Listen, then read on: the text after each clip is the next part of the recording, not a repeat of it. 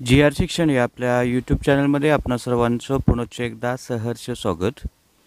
महाराष्ट्रात सरकारी कर्मचाऱ्यांनी पेन्शनचा मुद्दा उचलून धरलेला असतानाच अतिशय महत्त्वपूर्ण असा शासनाकडून एक महत्त्वाचा निर्णय घेण्यात आलेला आहे। काय आहे हा निर्णय आणि या निर्णयाचा फायदा राज्यातील सरकारी कर्मचाऱ्यांना कसा होणार आहे या संदर्भातील सविस्तर माहिती देणारा हा व्हिडिओ पाहण्यापूर्वी आपणा सर्वांना नेहमीप्रमाणे एकच विनंती, व्हिडिओ शेवटपर्यंत पाहावा आणि आपण जर आमच्या चॅनलवर नवीन असाल तर चॅनलला जरूर सबस्क्राईब करा। समोरील बेल आयकॉनला सुद्धा क्लिक करा जेणेकरून महत्त्वपूर्ण शासन निर्णय, कर्मचारी पेन्शनधारकांच्या हिताच्या महत्त्वपूर्ण अपडेट्स आपल्याला आपल्या यूट्यूब चॅनलवरती सर्वात अगोदर पाहावयास मिळतील। जसे की आपण स्क्रीनवर पाहताय, महाराष्ट्रात सरकारी कर्मचाऱ्यांनी पेन्शनचा मुद्दा उचलून धरलेला असतानाच आता सरकारकडून एक महत्त्वाचा निर्णय घेण्यात आलेला आहे। सरकारनं मंगळवारी याबाबतचा निर्णय घेतलेला आहे। केंद्र सरकारच्या अधीनस्थ कार्यरत महिला कर्मचाऱ्यांच्या पेन्शनबाबत केंद्र सरकारकडून मोठा दिलासादायक बदल करण्यात आलेला आहे। सदर केंद्र सरकारच्या निर्णयामुळे महिला कर्मचाऱ्यांना दिलासा प्राप्त झालेला आहे। महिला कर्मचाऱ्यांना आता यापुढे वारसदार ठरवण्याच्या नियमामध्ये केंद्र सरकारकडून काल दिनांक 2/1/2024 मंगळवार रोजी महत्त्वाचा बदल लागू करण्यात आलेला आहे।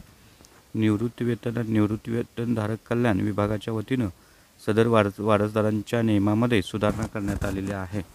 सदर निर्णयामुळे आता केंद्र सरकारच्या अधीनस्थ महिला कर्मचाऱ्यांना आपल्या पतीऐवजी वारसदार म्हणून मुलाचं मुलींचे नाव देण्याची परवानगी देण्यात आलेली आहे। कोणतीही महिला कर्मचारी कौटुंबिक कलहाच्या परिस्थितीमध्ये पतीऐवजी कौटुंबिक पेन्शनमधील नॉमिनी म्हणून मुलांची नावं देऊ शकते, असं केंद्रानं स्पष्ट केलेलं आहे। निवृत्तीवेतन कायद्यानुसार सरकारी कर्मचारी किंवा सेवानिवृत्त सरकारी कर्मचाऱ्यांच्या मृत्यूनंतर कौटुंबिक पेन्शनची तरतूद करण्यात आलेली आहे।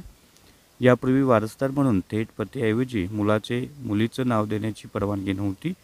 यामुळे सदर निर्णयामध्ये पेन्शनमध्ये मोठा बदल झालेला आहे। पतीसोबत सुरू असणाऱ्या वादामुळे महिला कर्मचारी पेन्शन व पेन्शन आदी लाभ प्राप्त करून घेण्यासाठी आपल्या पतीऐवजी आपल्या स्वतःच्या मुलामुलींची नावे वारसदार म्हणून निश्चित करू शकणार आहेत।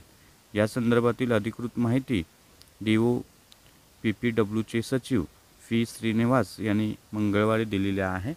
मृत शासकीय कर्मचारी निवृत्तीवेतनधारकाच्या कुटुंबात पती पत्नी असल्यास त्या कर्मचाऱ्याच्या पश्चात सर्वप्रथम पत्नीला कुटुंब निवृत्तीवेतन देण्यात येत होते।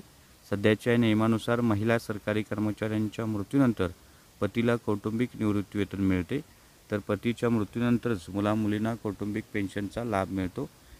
तर अशा पद्धतीनं अलीकडेच हिवाळी अधिवेशनामध्ये महाराष्ट्र सरकारनं जुनी पेन्शन योजना लागू करण्याचं आश्वासन जे आहे ते सरकारी कर्मचाऱ्यांना दिलेलं आहे। येत्या अर्थसंकल्पीय अधिवेशनामध्ये जुनी पेन्शनबाबत ठोस उपाययोजना अर्थातच निर्णय घेतला जाणार आहे आणि या संदर्भातला हा जो निर्णय आहे केंद्र सरकारने घेतलेला तो अतिशय महत्त्वपूर्ण असणार आहे।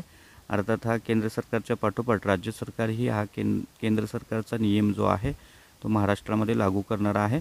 तर त्यामुळं अतिशय महत्त्वपूर्ण, अतिशय दिलासादायक हा निर्णय आहे असं आपल्याला म्हणता येईल। तर ही होती अतिशय महत्त्वपूर्ण बातमी, महत्त्वपूर्ण निर्णय।